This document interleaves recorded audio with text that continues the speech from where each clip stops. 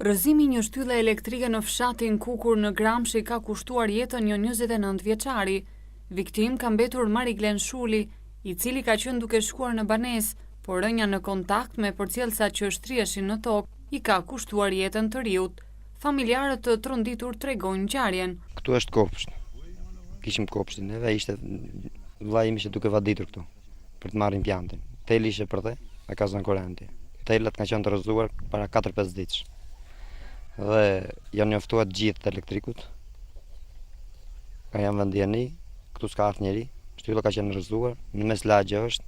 Pa hyrë brenda, ai bërtiti. Por vetëm neve e gjetëm qonë shtrirë, me nartin të dy. Por pavarësisht kësaj ngjarje të rëndë me pasojë jetën e një njeriu, shtylla e rrëzuar prej ditësh nga moti i keq dhe amortizimi, vijon të jetë në mes të fshatit duke rrezikuar dhe jetën e banorëve të tjerë.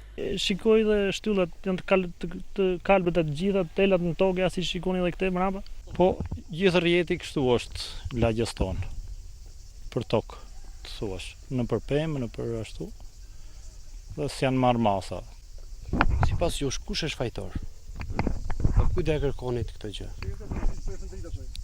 Po, ata të qezit, ata që merren të elektrikut, që merren me këtë punë, do të vinë të kontrollojnë linjën. Askush nuk ka ndërhyrë për heqjen e shtyllës, madje banorët shprehen se punonjësit e ÇEZ ju kanë thënë se duhet ta gjejnë ata vetë një shtyllë e më pas të ndërhyet për ta zëvendësuar.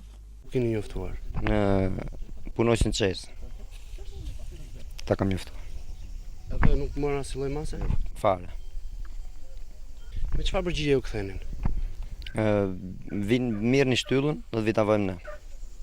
Ashtu do ta pagonit ju si banor? Po si lagje.